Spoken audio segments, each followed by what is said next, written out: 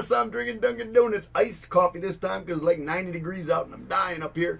By the way, this is going to be the June 2019. My name is Mr. Krause. You can call me Mr. Answer Key for the list next little while. By the way, this is going to be parts 2 through 4. And I might have to stop for some coffee every once in a while. Iced coffee from Dunkin' Donuts.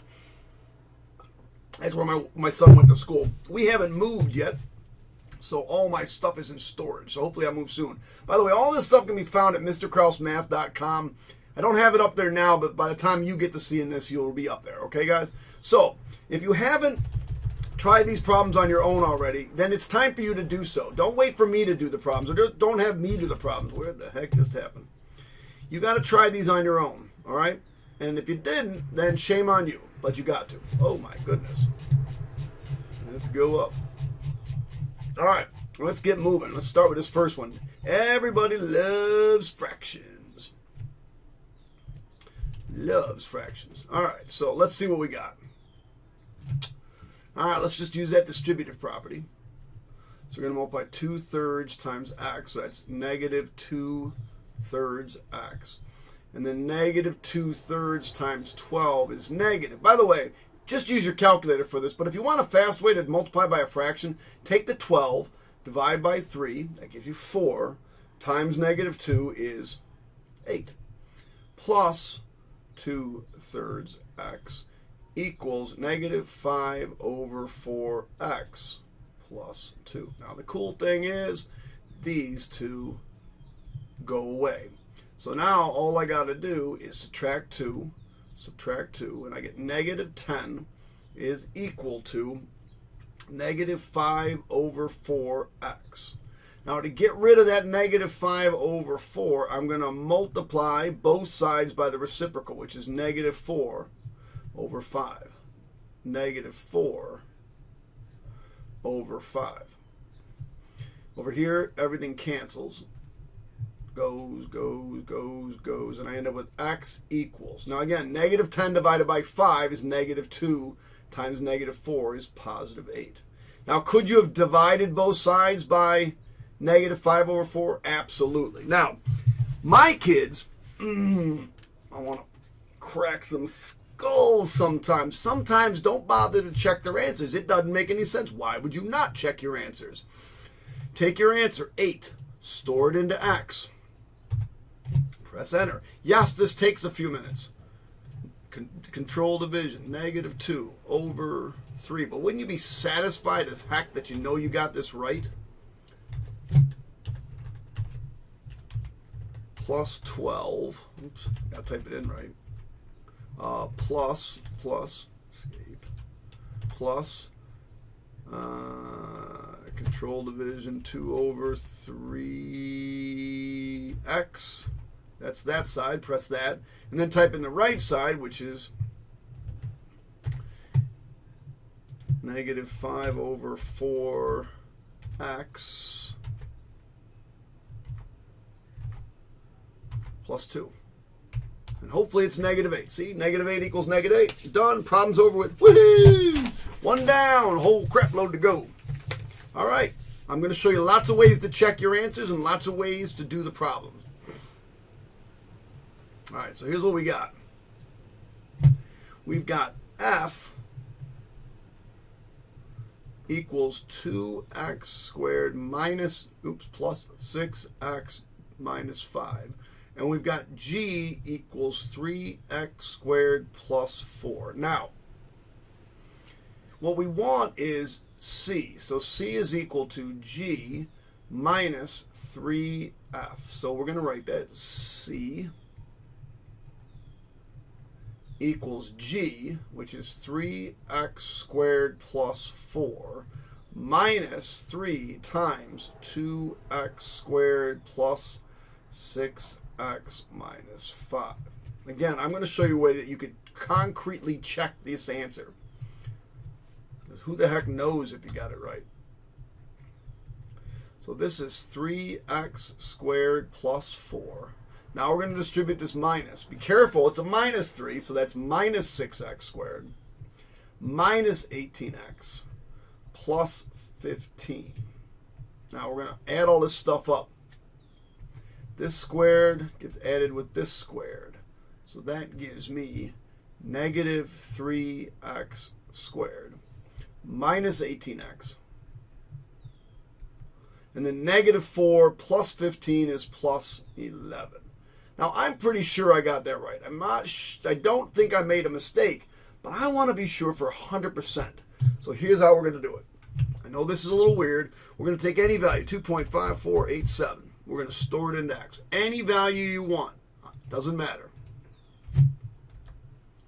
And we're going to type in 2x squared plus 6x minus 5, and we're going to store that into f. Then we're going to take 3x squared, and we're going to add 4, and we're going to store that into g. And then c is equal to g minus 3f. So that's c. Now, what did we come up with for c? We came up with this craziness for c. So we got to put that in. Negative 3x squared minus 18x plus 11. Now, if these turn out to be the same, we're in good shape. Ooh, what in the world happened? We must have made a mistake somewhere. I was certain I got that right. Those aren't even close. Well, they're off by something, but those aren't even close. Now I got to go back and see where I made a mistake. Let's see if I can find my mistake. You see how easy it is to mistake? This is a beautiful problem. I did this perfectly. I didn't make a mistake, but I did somewhere. Now, if you're looking really careful, I hope you found it. It's right here. Now, I did it on purpose just to show you. Some of you probably caught me doing it. Some of you didn't. But notice how that easy mistake caused me to get the wrong answer, because that should be plus. And this right here should be 19. Now, let me check my answer now. Does this negative 46 match this negative 46? You're daggone right it does. Do you see how easy it is to check and how easy it is to make a mistake? Don't make a mistake. It's cray-cray. All right. Let's move on. All right. So these things right here are your restrictions other than the main. It means I have to start at negative 5 and I got to end at 2. But 2 has to have an open circle because it has a less than. Closed circle here, closed circle here, and closed circle here. All right, so if you remember, you probably already know this. The absolute value goes like this. Now, if you don't, just graph it on your calculator, and you'll see that it goes like this.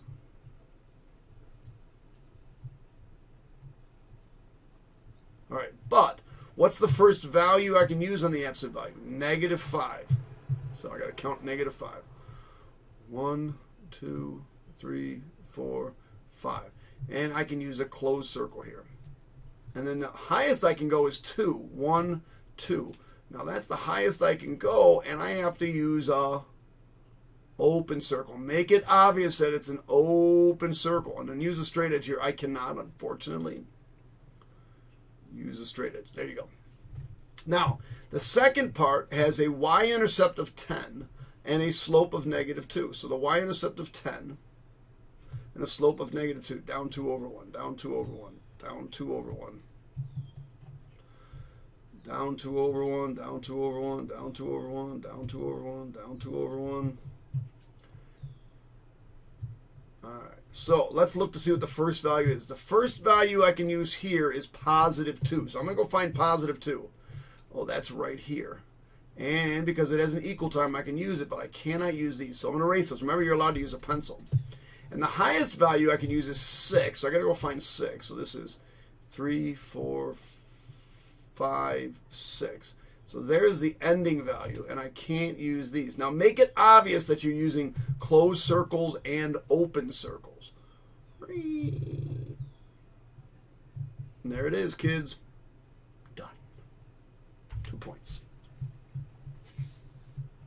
Oh my God. I had a couple kids of my Algebra 2s, and they know who they are, did this problem. Man, did they mess this up.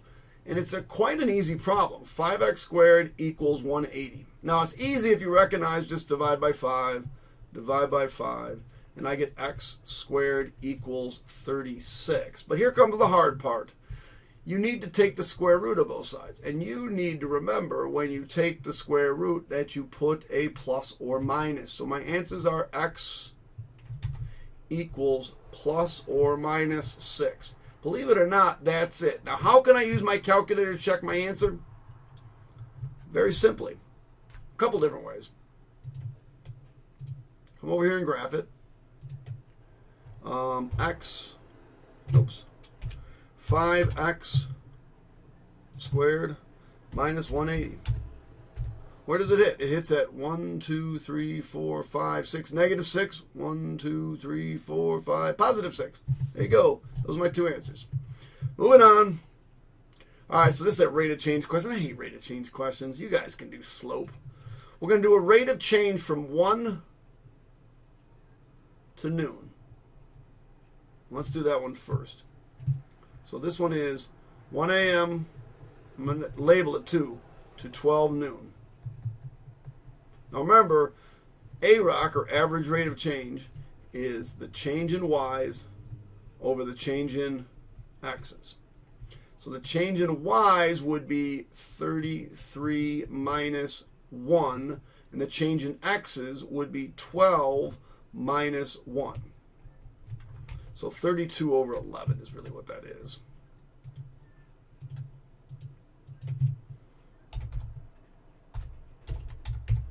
.9. So my rate of change here is 2.9. Now I've got to do it from 6 a.m. I'm going to do a different color. 6 a.m. to 3 p.m. And my average rate of change, my change in y's, let's see what 6 a.m. to 3 p.m. So this is going to be 36 minus 11 all over. Ooh, now that's where the tricky part is. You got to figure out what this is. From 3 a.m., 6 a.m. to 3 p.m., that's 9 hours. Ooh, man, that was a little bit tricky there for you. Ooh, you can't just do 3 minus 6. Can't do that. You got to do, ooh, that's where that trouble came from. Ah, now I see where kids are making their mistake. 25 divided by 9, and I get 2.7 repeating. I'll bet kids did 3 minus 6 and got negative. Ooh, man. That means we have a greater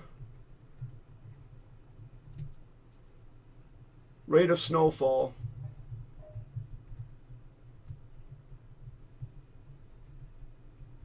from 1 a.m. through 12 noon. Sorry if that's behind my big bald head. You'll get over it. All right, so let me show you how to do 2 ways to do this problem. I'm going to show you my way and then probably the way many of you did it.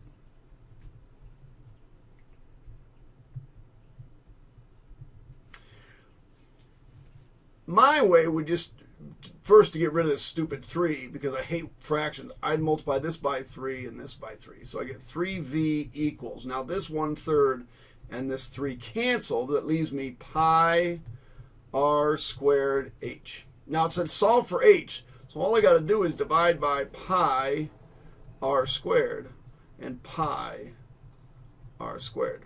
So my final answer is 3v over pi r squared is equal to h. Now that's one acceptable answer. Now what most of you probably did was this. That's one of the answers. And most of you probably did like this, and then you can get the answer right away. You just said, okay, I need to get h by itself, so I'm going to divide by 1/3 pi r squared, divide by 1/3 pi r squared. These all cancel, so I end up with h equals v over 1/3 pi r squared. Either way is acceptable, and either way is full credit. So this is a little odd, a little recursive formula. So I'm going to start by writing A1, and then they want A2, A3, and A4. Now recursion always uses the previous term, and we almost always signal the previous term by this. So we're going to take that and plug it in here. So the first term is 3. Then we're going to take 2 and multiply it by 3 plus 1. Plus 1 at the end, I get 2 times 4, which is 8. Then I'm going to do 2 times the previous term plus 1. 2 times 9 is 18. And finally, 2 times the previous term, 18, plus 1. And that's 2 times 19, which is 38. And these are your answers. Let's do 32. So if you did not use complete the square, you cannot get full credit for it. Now here's the easiest way to handle complete the square. Would you agree if I add something on one side and subtract it on the other side that it comes out to be the same amount? That's what we're going to do. X squared minus 2x. And we're going to add a square to this side, push the 8 over, and then we're going to subtract a square. So the adding of the square, this adding of this square, and this subtracting of this square, they cancel each other. As long as whatever you put in the square is the same. And so what we're going to do is we're going to say, okay, complete the square says this. Take x, take half the middle. Half of negative 2 is negative 1. Negative 1 squared is 1. So that's what goes in that box, 1. So x squared minus 1, x minus 1 squared gives me this. Minus 8 minus 1 gives me minus 9. Now, we had a couple of kids stop there. You can't stop there. It says determine and state the vertex. So the vertex is, remember, when we come out of parentheses, the sign changes. So this is 1, comma, negative 9. There's the answer. We're going to part 4? Yes, finally. This problem is not bad, but it did have a little bit of a trick to it. It says, a school plans to have a fundraiser before basketball. You guys read while I drink some coffee. So, company A, X. So I'm going to write A of X equals, they charge $50 setup fee plus $5 per shirt. So $5 per shirt plus my startup costs. B of X has $6 per shirt, but only $25 startup cost. Okay. Determine, that's it, right? I think that's all you have to do there, right? Write equation, that's it. So it says determine the total cost, no. Determine algebraically and state the minimum number. Now, there's the key. The minimum number of shirts that must be ordered for it be cheaper to use company A. Cheaper. All right. So what we're going to do is set them equal to each other. So 5x plus 50 equals 6x plus 25. Well, the math solving here is pretty simple. We're going to subtract 5x.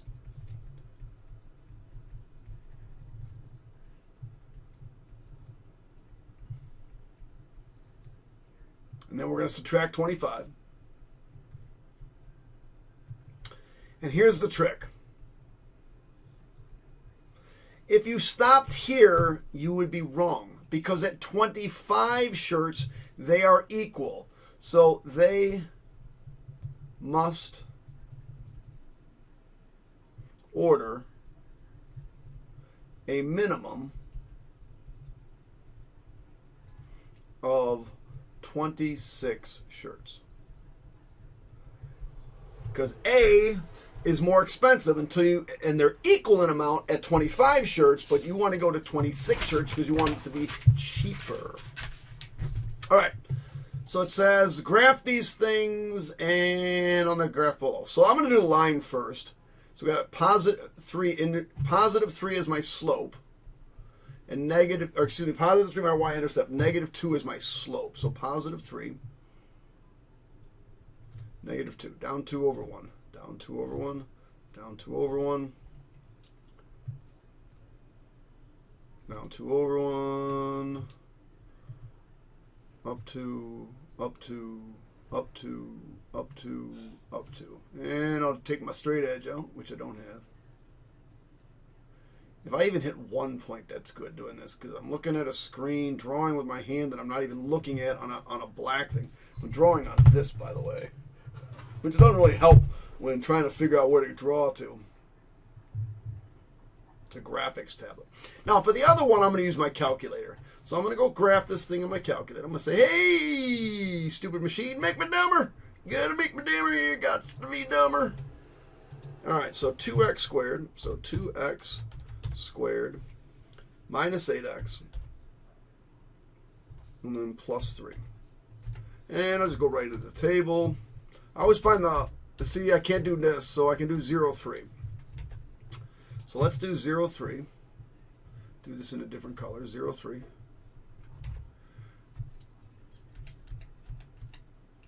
1, negative 3. 1, negative 3.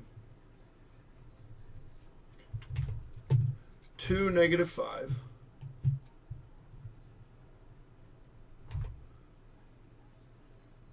3, negative 3. 4, 3. And then all the rest are bigger. So, oh, that's awful. All right. Now, here's one of the other issues we had with kids. You have to label your graphs. This is f of x. This one here with my arrow on it is g of x. You have two graphs. You have to label them in order to get full credit for the graphing. Boy, does that stink losing those points. Now this says, when does this y value equal this y values? For what values of x are they equal? Well, clearly they're equal here and they're equal here. Here the x value is equal to 0.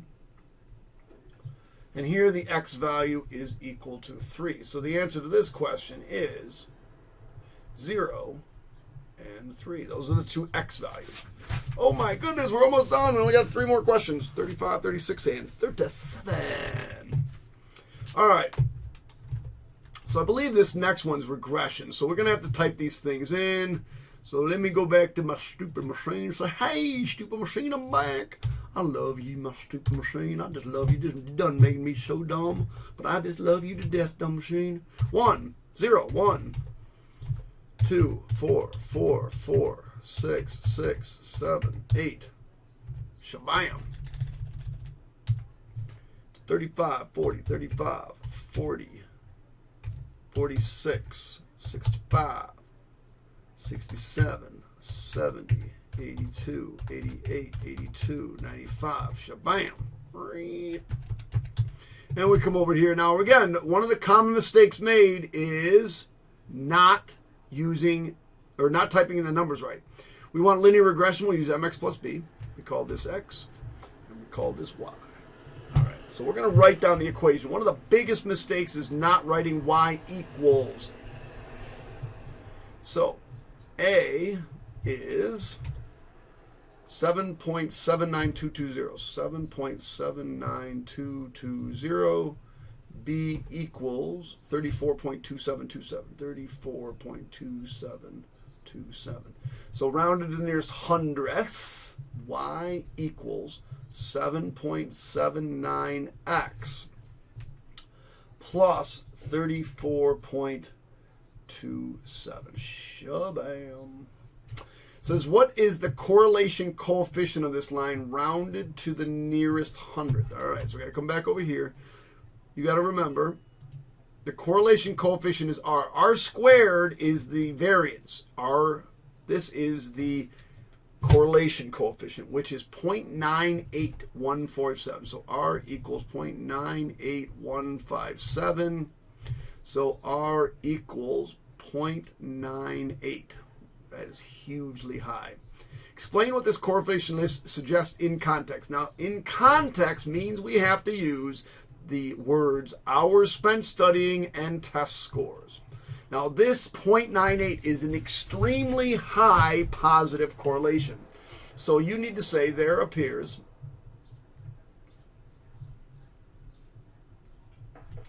to be a high positive correlation between the hours spent studying and the students' test scores.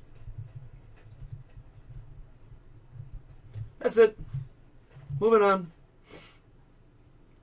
All right, we had to come up with these two equations, so I'm going to start looking at them. I see this one is shaded down, that's less than. I see this one is shaded down, that's less than.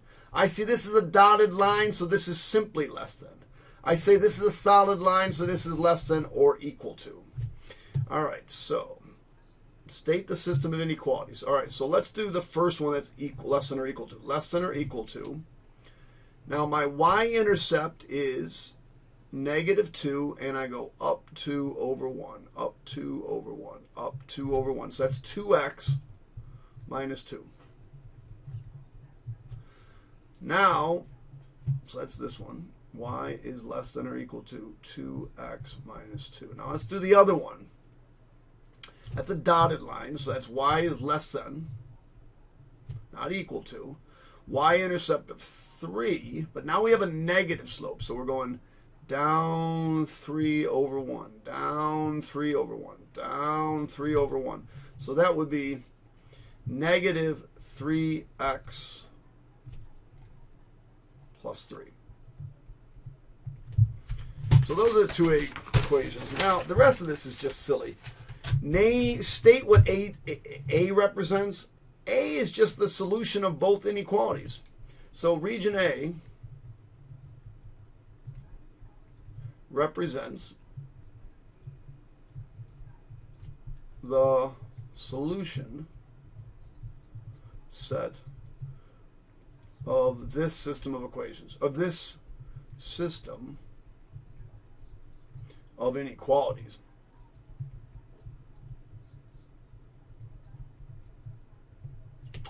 What does the entire gray region represent? Well, the entire gray represents the solutions for just this equation. So the gray region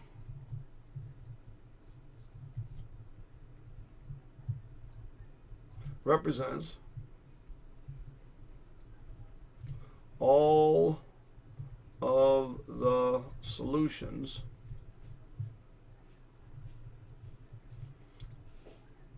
to the inequality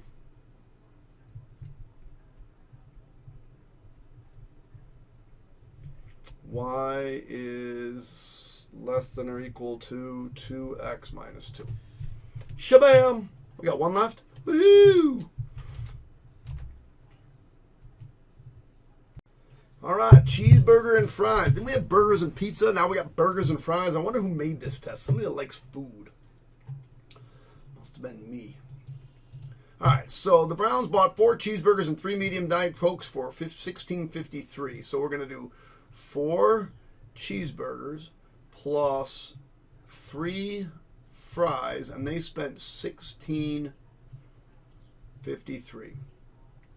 The other one is 5 cheeseburgers and 4 fries, and we spent $21.11. All right. The Greens, now the Greens bought, this is the Greens equation, right? This is the Browns. This is the Greens.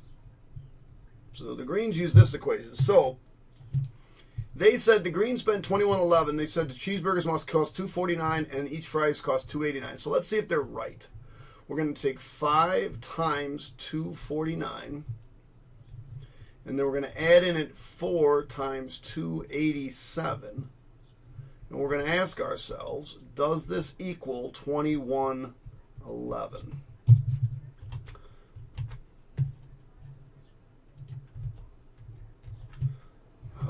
Back to my dumb machine. Hey, dumb machine, I'm so bad. Happy to see you. Can you help me out here, sir? 5 times 2.49 plus 2 times 2.87. 5 times 2.489. 287. 287. Enter. Ooh, that's not right. Escape. I put the wrong number in. Should be 4. 2393. So 2393 does not equal 2111. So we got to answer the question. No, they are not correct. It would be 2393. All right, so now we got to algebraically determine the cost of these suckers. Algebraically. So we're going to use those two equations, which is 4C3F. So 4C plus 3F equals 1653. And 5C plus 4F equals 2111. Now, I always just multiply these first ones. Whenever I do equations like this, I'm just going to try to get a pair of additive inverses. So I'm going to multiply this one by 5 because that would give me 20. And I'm going to multiply this one by negative 4 because that would give me negative 20. So let's see what we got here. 20C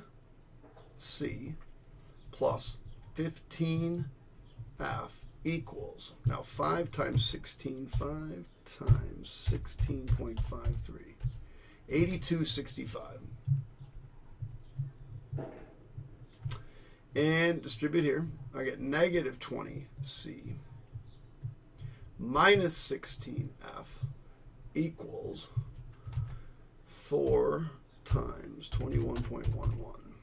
That's negative 4, right? So that's negative 84.44.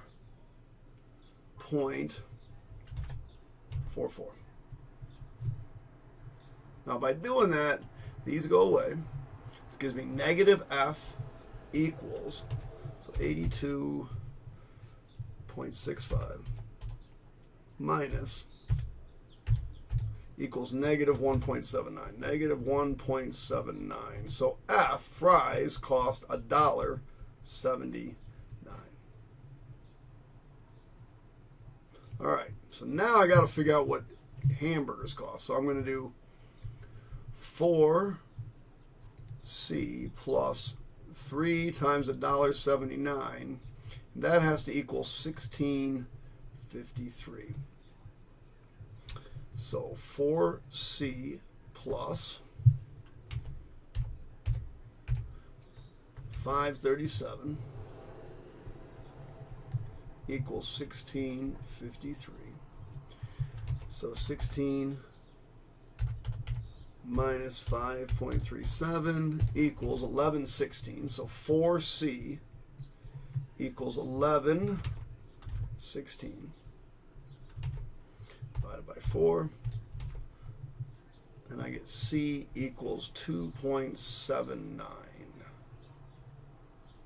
So now I'm going to check it. I'm just going to check it back in this equation right here. So I'm going to do 2.79, and I'm going to store that into C. Why am I using C, by the way? Oh, for cheeseburger. I couldn't remember. All right, store that into C. And 1.79, I'll store that into F. And I might as well type in both equations. 4C plus 3F. 1653. And the other one is 5C 4F. 5C plus 4F. 21.1. There we go. There's our answer.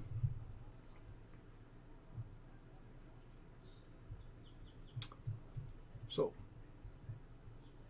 might want to write it up. Cheeseburger.